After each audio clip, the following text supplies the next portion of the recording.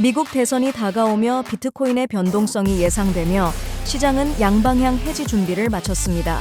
선거 밈코인 폭풍과 중앙은행 금리 전쟁, 암호화폐 시장에 큰 파도가 일고 있습니다. What the hell did I have to do with it? So she told. 아이건 레이얼의 거버넌스 토큰이 폭락하고 이더리움 재단 연구원들이 줄줄이 탈출했습니다. 서클레이 홍콩의 진출, USDC가 동양의 스테이블 코인 왕이 될 수 있을까요? 암호화폐가 법정 통화로 시장은 열광할까 아니면 불안할까? अमेंडमेंट ये है कि पाकिस्तान में 암호화폐로 세계를 다시 측정하고 24시간 부의 암호를 파악하며 함께 천천히 부자가 되어 갑시다. 11월 5일 화요일 비트코인 TV 한국어 채널 마이클입니다. 우선 먼저 무한한 가능성을 가진 MFT가 후원하는 24시간 코인 시장 데이터 헤드라인을 살펴보겠습니다. 오늘 전고 12시 현재 비트코인은 68,000달러 근처에서 진동하며 전 거래일 대비 1.62% 하락했습니다. 당일 최고가는 69만 3,221달러, 최저가는 66만 7,995달러였습니다. 가격이 하락했음에도 코인마켓캡 커뮤니티에 긍정적인 전망을 가진 사람들의 비율은 반대로 74%로 증가했습니다. 글라스노드 데이터에 따르면 비트코인의 미사용 거래 출력, UTXO의 실현 가격 분포는 전날 68만 4,620달러 구간에서 현재 67만 7,226달러 구간으로 내려갔습니다. 이는 양측에서 자산이 잘 축적되어 현재 가격의 하한을 잠금하고 있다는 것을 나타냅니다. 현재 비트코인의 자산 이동은 주로 단기 거래자들에 의해 주도되고 있으며 100만 달러 이상 비트코인을 보유한 큰 고래들의 거래 활동은 최근 뚜렷하게 감소했습니다. 대선 예기치 않은 상황 예상이 현재 모든 큰 고래들의 주요한 심리 상태로 보입니다. 미국 대선이 다가오면서 비트코인 투자자들은 대선 이후 시장 변동성에 적극적으로 대비하고 있습니다. 미래 가격 변동에 대한 시장의 예측 지표인 CF 벤치마크스 LTD가 작성한 비트코인 30일 내포 변동성은 어제 8월 대폭 하락 이후 최고치를 기록했습니다. 옵션 시장은 투표 다음 날 변동성 비율이 8%에 이를 것이라고 예측하며 이는 정상적인 2%를 크게 초과합니다. 대립 더 XYZ 데이터에 따르면 비트코인의 상승과 하락 옵션 분포는 균형을 이루고 있으며 이는 투자자들이 일반적으로 양방향 준비나 보호적 해징을 하고 있음을 나타냅니다.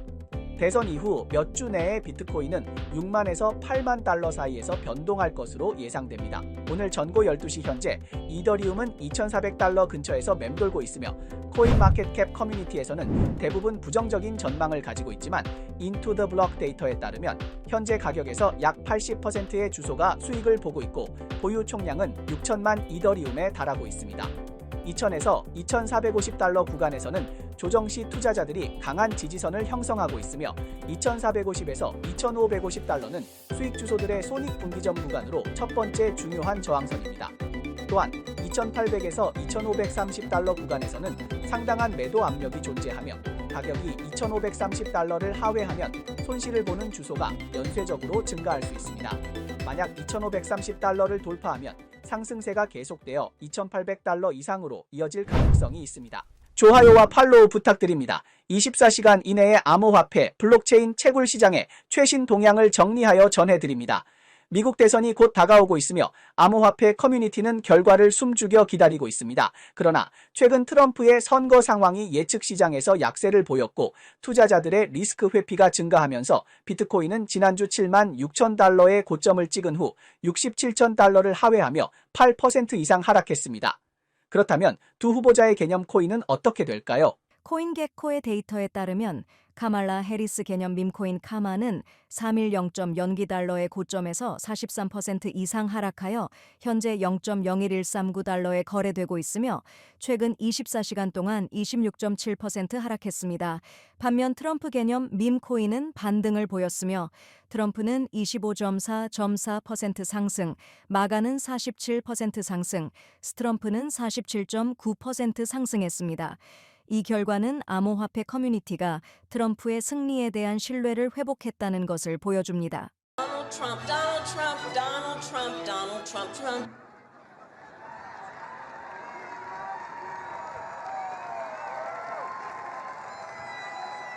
선거 상황이 교착 상태에 있을 때 투자자들이 미국 각주의 유권자 동향을 엔터테인먼트로 살펴보고자 할 경우 트럼프의 승산이 높을 때 미세 코인을 낮은 가격에 매수하거나 해리스를 지지할 경우 KMA의 조정을 이용해 매수할 수 있습니다. 하지만 미세 코인은 가격 변동성이 크고 발행자가 불분명하여 선거 후 폭락할 가능성이 있기 때문에 신중한 투자가 필요합니다. 이번 주 미국 대선에서는 미국 중앙은행 FRB를 비롯한 전 세계 20개국 중앙은행이 금리 결정을 발표할 예정입니다. 이와 같은 민감한 시기에 미국 대선 결과와 FRB의 금리 결정 시점이 겹치면서 시장에 큰 변동성을 일으킬 가능성이 있습니다. FRB의 고위 관계자들은 정치적 영향을 피하려고 하지만 대선 전 금리 인하를 시작하는 것은 선거 결과가 유권자의 경제적 관점에 영향을 미칠 수 있음을 시사합니다. 파월 의장은 금리 결정 후 제한적 정책을 완화할 필요성을 강조할 수 있지만 그와 동료들은 여전히 정치적 리스크에 직면해 있습니다. 만약 트럼프가 낙선하면 암호화폐 시장은 단기적으로 소폭 하락할 가능성이 있으며 트럼프가 재선에 성공할 경우 시장은 먼저 상승 후 하락할 수 있는데 이는 그의 재선이 초래할 정책의 불확실성, 특히 세계 무역과 세금에 미치는 영향을 반영한 결과일 것입니다. 올해 5월 이더리움 재단의 연구원인 저스틴 드레이크와 단크라드 피스트가 차례로 이겐 레이얼의 자문위원이 되며 암호화폐 커뮤니티에서 큰 논란을 일으켰습니다. 재단의 구성원이 자문위원이 되는 것은 대체로 긍정적으로 받아들여지지만 커뮤니티에서는 이로 인해 이해관계 충돌이 발생할 수 있다는 우려가 있었습니다. 특히 이겐 레이얼의 프로젝트가 이더리움과 잠재적인 경쟁 관계에 있을 수 있는 상황에서 이러한 우려는 더욱 커졌습니다. 그러나 드레이크와 피스트는 개인 자격으로 참여한다고 밝혔으며 만약 프로젝트가 이더리움에 불리하게 작용한다면 즉시 손을 흔들며 작별 인사를 하겠다고 약속했습니다. 현재 그들은 정말로 떠날 준비를 하고 있습니다. 저스틴 드레이크는 2일 트위터에서 자신이 9월에 이겐 파운데이션 자문위원직을 사임했다고 발표했습니다. 다른 연구원인 단크라드 피스트도 같은 날 이겐 레이얼 자문위원직을 사임한다고 발표했습니다. 2015년 출시 이후 이더리움은 1,400억 달러 이상 규모의 분산형 금융 애플리케이션을 지원해왔습니다. 올해 7월에는 이더리움 현물 ETF가 상장되었지만 자금 유입 규모는 비트코인 현물 ETF에 미치지 못했습니다. 21쉐어스의 분석가인 리나 엘디브는 이더리움의 잠재력이 시장에 충분히 이해될 때 대규모 자금 유입이 일어날 것이라고 예상했습니다. 이더리움의 시가총액은 3,200억 달러로 이는 아마존의 평가액의 6.25%에 불과하지만 이더리움은 네트워크 구축에 헌신하는 많은 인재들이 모여 있는 곳입니다. But then Bitcoin itself, the fees went up to $50. Ethereum, the fees went up to. The highest ever fee that I paid on Ethereum was actually for a privacy-preserving transaction. So admittedly, the gas went up. 이더리움의 수수료가 여전히 높은 상태이며 비탈릭 부테린이 제안한 갓 제한 메커니즘은 효과가 미미합니다. 두 명의 연구원이 사임하면서 이더리움과 이겐 레이얼 간의 잠재적 이해 충돌에 대한 커뮤니티의 우려가 제기되었고 이는 이더리움의 중립성에 영향을 미칠 수 있다고 걱정하는 목소리가 커지고 있습니다. 그러나 저는 사실 그 진짜 이유는 최근 이더리움 재단이 이더리움을 자주 매도하고 그에 따라 생태계가 침체되며 암호화폐 가격이 약세를 보이면서 커뮤니티의 실망감이 커졌기 때문이라고 봅니다. 또한 이겐 레이얼의 거버넌스 토큰인 이겐의 지속적인 하락도 이러한 상황을 악화시켰습니다. 이러한 여러 요인이 두 연구원의 사임을 초래하게 되었고 이는 커뮤니티가 더 이상 의문을 제기하는 것을 피하려는 결정이었을 수 있습니다.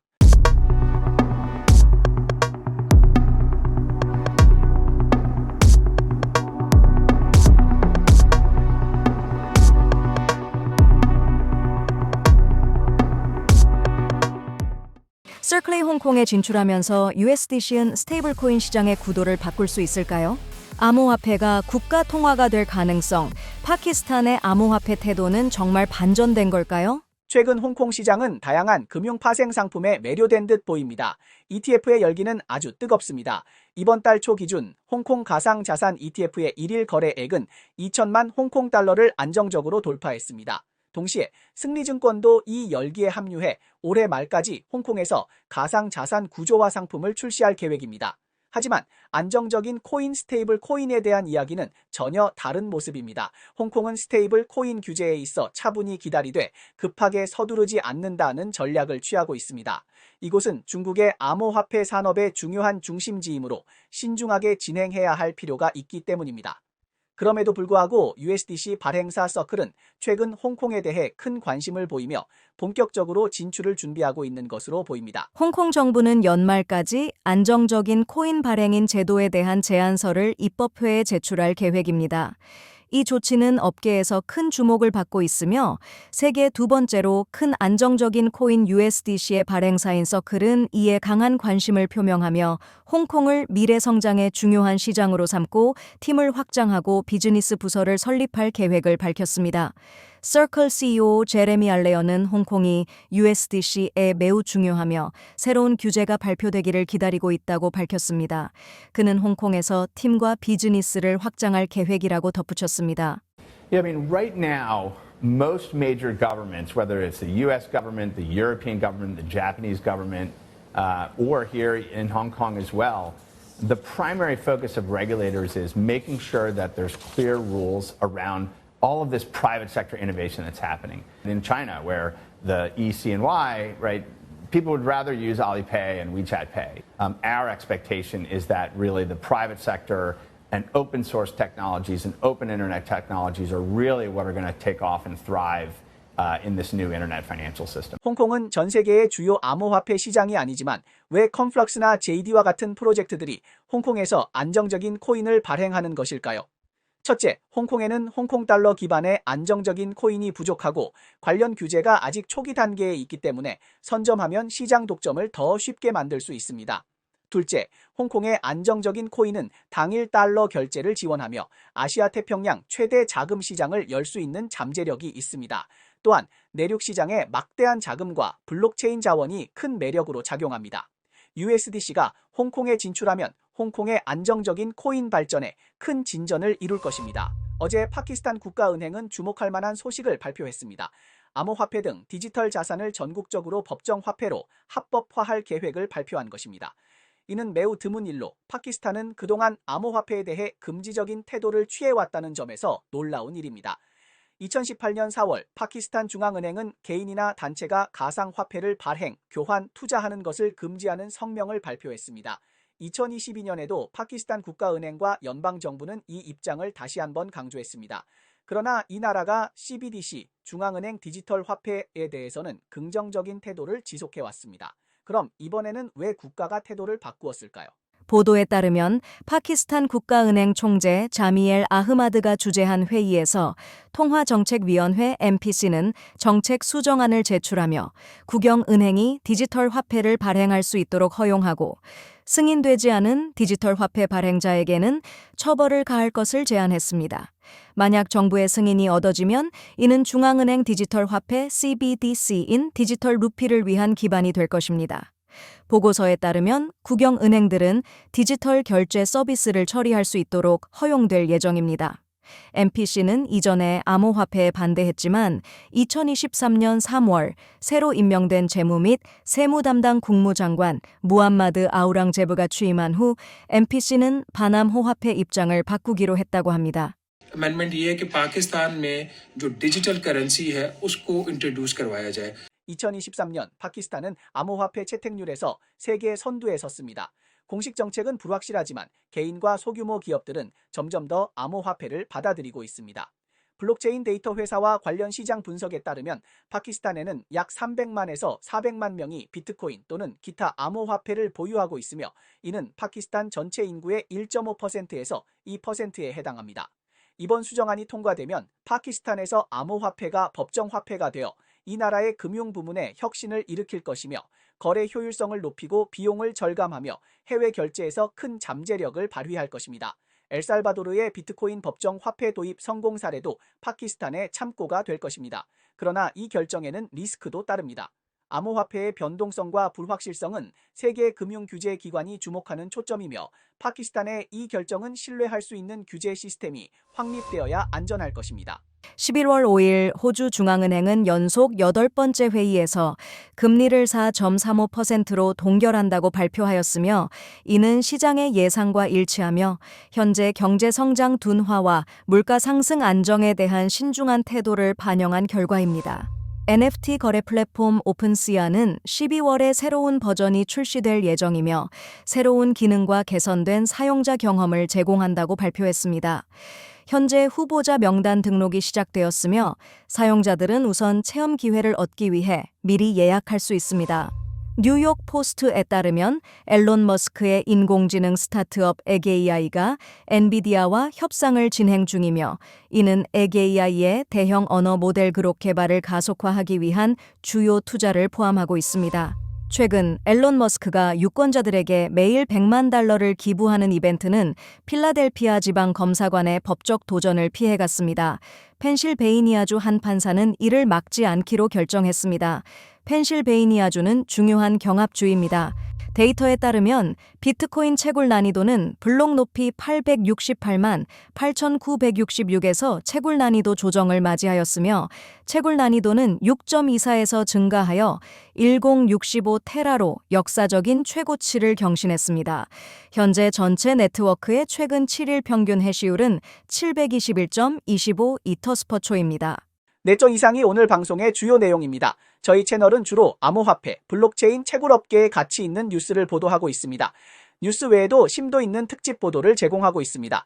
채널이 유익하다고 생각되시면 공유와 팔로우해주세요. 또한 회원이 되어 함께 성공해 자산을 늘려봅시다. 그럼 내일 또 만나요.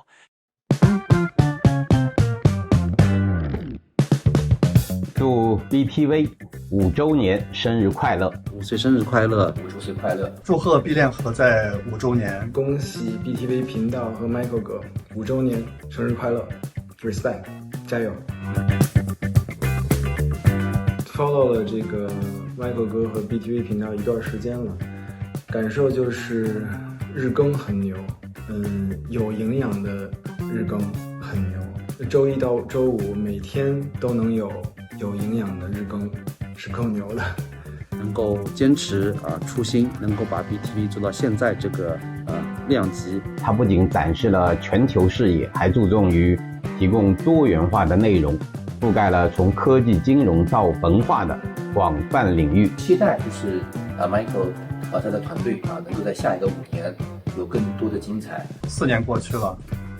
很高兴看到 Michael 仍然在坚持。大家好，今天是2019年的10月28号，选择今天来更新我们第1期的这个币链何在呢